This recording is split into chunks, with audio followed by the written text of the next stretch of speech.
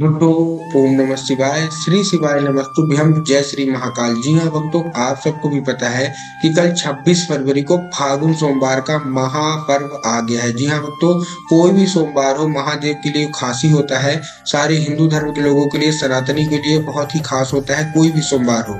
पूज्य गुरुदेव कहते हैं कि आप कोई भी सोमवार के दिन अपनी मनोकामना मांगते हैं तो महादेव बहुत ज्यादा प्रसन्न होते हैं। लेकिन फागुन सोमवार बहुत ही खास एक महीना माना जाता है फागुन का, और फागुन का आपके पास सोमवार आ गया है। तो अगर आपकी कोई ऐसी मनोकामना है जो कि वर्षों पुरानी पूरी नहीं हो रही है, तो कल 26 फरवरी फागुन सोमवार के दिन अपनी मनोकामना अवश्य रूप से मांग लीजिएगा। पूज्य गुरुदेव कहते हैं कि अगर आपने मनोकामना मांग लिया और अच्छे से उपाय कर लिया तो आपकी सारी की सारी मनोकामना बाबा भोलेनाथ पूरी कर ही कर देंगे। आपको भी पता है पूज्य गुरुदेव की जो कथा होती है, उसमें बहुत सारे लोग आते हैं और अपनी मनोकामना मांगते हैं पत्र के द्वारा। गुरुदेव ने बहुत सारे पत्र पढ़े और पत्र पढ़ने के बाद गुरुदेव के पास ऐसे ऐसे वो मनोकामना आई कि गुरुदेव, हमको धन प्राप्ति की मनोकामना पूरी नहीं हो रही है। गुरुदेव, हमारी नशा मुक्ति की मनोकामना पूरी नहीं हो रही है। गुरुदेव, हमारी बीमारी की मनोकामना पूरी नहीं हो रही है। बहुत सारे लोगों की ऐसी मनोकामना थी, गुरुदेव हमको कर्जा मुक्ति की मनोकामना पूरी नहीं हो रही है। और बहुत सारे तो ऐसे पत्र थे, गुरुदेव हमारी वर्षों पुरानी मनोकामना है जो कि अभी तक पूरी नहीं हो रही है, तो कृपया करके कोई उपाय बता दीजिए। गुरुदेव ने उपाय बताया और उन्होंने सोमवार के दिन किया भी।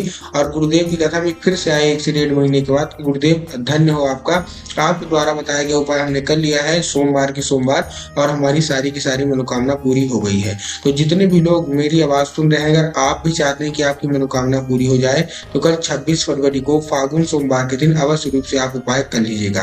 तो चलिए चलते हैं, उपाय कौन सा है जो कि मैंने पूज्य गुरुदेव की कथा सुन के और बहुत अच्छे से समझ के आपके लिए लेके आया हूँ। लेकिन उससे पहले चैनल पे अगर पहली बार आए हैं और आवाज मेरी पहली बार सुन रहे हैं तो वीडियो को कर दें लाइक और चैनल को भी कर लें सब्सक्राइब, ताकि पूजनीय पंडित प्रदीप जी मिश्रा की रोज नए नए उपाय जो कि मैं उनकी कथा से सुनता हूँ, श्रवण करता हूँ, सबसे पहले आपको प्राप्त करा सकूं। ठीक, तो देखिए सबसे पहले जो हमारा उपाय है वो 9 शमी पत्र का है और ये धन प्राप्ति का उपाय है। बहुत सारे लोगों के जीवन में धन की बहुत कमी होती है, तो धन प्राप्ति का मैं आपको अचूक उपाय बताने वाला हूँ। अब धन प्राप्ति का अचूक उपाय है कौन सा? जिनके भी जीवन में धन की बहुत कमी है और वो बिल्कुल परेशान रहते हैं कि हमारे जीवन में धन कैसे आए, माता लक्ष्मी का आगमन कैसे हो हमारे जीवन में, तो आज का उपाय ध्यान से सुनेगा। आपको सबसे पहली बात तो सबसे आप पहले ये चीज जान लीजिए कि ये उपाय बहुत ही अच्छा है। और इस उपाय की सबसे खास बात क्या है कि इसको कोई भी कर सकता है, मतलब महिलाएं भी कर सकती हैं, पुरुष भी कर सकते हैं, घर का कोई भी व्यक्ति कर सकता है। ठीक, आपको करना क्या है, आपको लेना है 9 शमी पत्र। ठीक, 9 शमी पत्र आपने ले लिए। 9 शमी पत्र लेने के बाद जब आप 9 शमी पत्र लेंगे तब आपको ध्यान रखना है कि शमी पत्र कहीं से मुरझाया हुआ नहीं होना चाहिए, कहीं से खंडित नहीं होना चाहिए। बहुत सारे लोग तो क्या देखते हैं कि शमी पत्र ले लेते हैं, यही नहीं देखते कि उनकी जो पत्ती है शमी पत्र की वो कहीं कटी फटी तो नहीं है। ये चीज आपको ध्यान में लेना है, क्योंकि पूज्य गुरुदेव ये भी कहते हैं कि महादेव जितना जल्दी सरल है, जितना जल्दी खुश हो जाते हैं, उतना ही जल्दी वो क्रोधित भी होते हैं।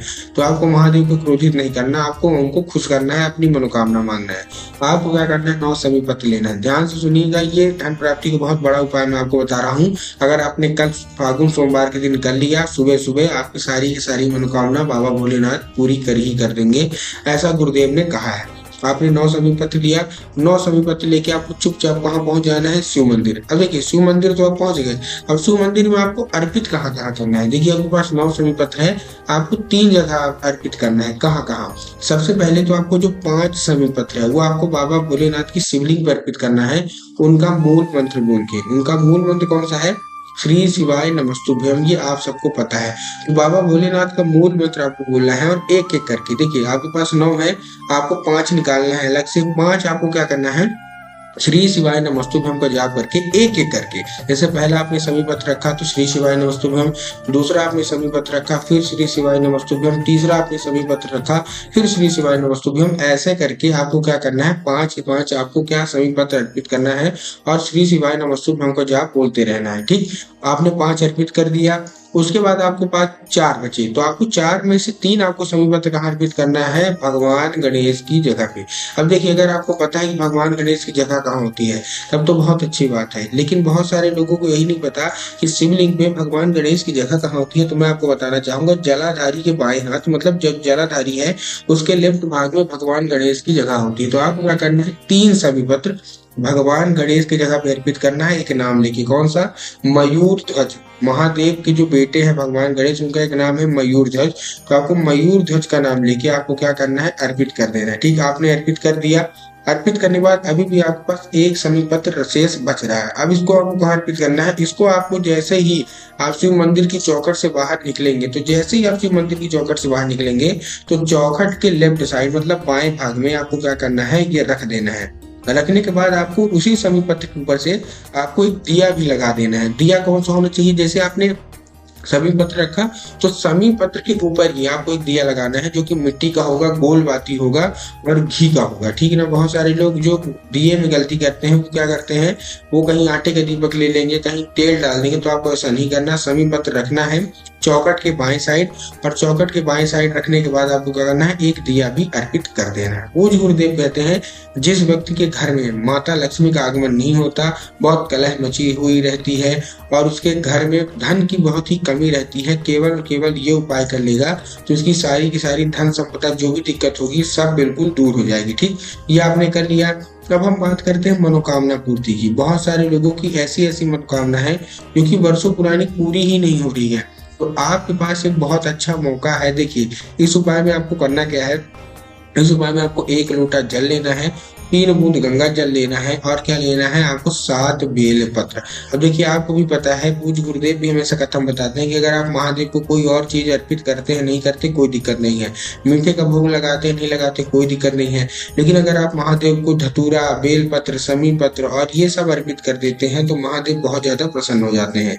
आपको लेना है 1 लोटा जल, जो कि तांबे के लोटे में जल होना चाहिए और आपके घर का होना चाहिए। बहुत सारे लोग क्या करते हैं कि घर से खाली लोटा लेके जाते हैं और वो जाके मंदिर परिसर में क्या करते हैं? जल ले लेते हैं। तो आपको ऐसा नहीं करना, अपने घर से जल लेके जाना है। ठीक, आपने जल ले लिया। जल लेने के बाद आपको क्या करना है? उसमें 7 बेल पत्र भी अर्पित कर देना और 3 बूंद गंगा जल। जब आप बेल पत्र लेंगे, तब आपको ध्यान रखना है कि बेल पत्र कहीं से भी कटा फटा नहीं होना चाहिए, कहीं से भी खंडित नहीं होना चाहिए। बहुत सारे लोग तो क्या करते हैं? बेल पत्र मुरझाया हुआ ले लेते हैं, और बहुत सारे लोग तो क्या करते हैं कि एक पत्ती को ही बेल पत्र मान लेते हैं, जो कि पूर्णतः गलत है। एक पत्ती का कोई बेल पत्र नहीं होता, 3 पत्ती मिलकर जो बेल पत्र बनती है, उसी को आपको बेल पत्र लेना है। ठीक, अब आपने 3 बूंद गंगा जल और वो जो बेल पत्र आपने डाल लिया। डालने के बाद आपको क्या करना है? पहुंच जाना है सीधा सीधा शिव मंदिर। शिव मंदिर पहुंच गए। अब आपको नंदी के ऊपर अर्पित करना है। नंदी का जो आगे का एक पैर होता है, जो उठा हुआ होता है, तो नंदी के उठे हुए पैर में आपको नंदीश्वर महादेव का नाम लेके, कौन से महादेव का बहुत ही सुंदर सा नाम है, नंदीश्वर महादेव। तो आपको नंदीश्वर महादेव का नाम लेके आपको अर्पित कर देना है। एक चीज का ध्यान रखना है कि जो बेल पत्र आपने लोटे में लिया है, वो अर्पित नहीं होना चाहिए। वो आपको लोटे से निकालना है बेलपत्र, और जाके महादेव के शिवलिंग पे रख देना। पूज्य गुरुदेव कहते हैं, बड़ी से बड़ी मनोकामना, पुरानी से पुरानी मनोकामना, जो भी आपके जीवन में नहीं पूरी हो रही है, केवल और केवल ये उपाय कर लीजिए, सारी की सारी मनोकामना बाबा भोलेनाथ अवश्य रूप से पूरी कर ही कर देंगे।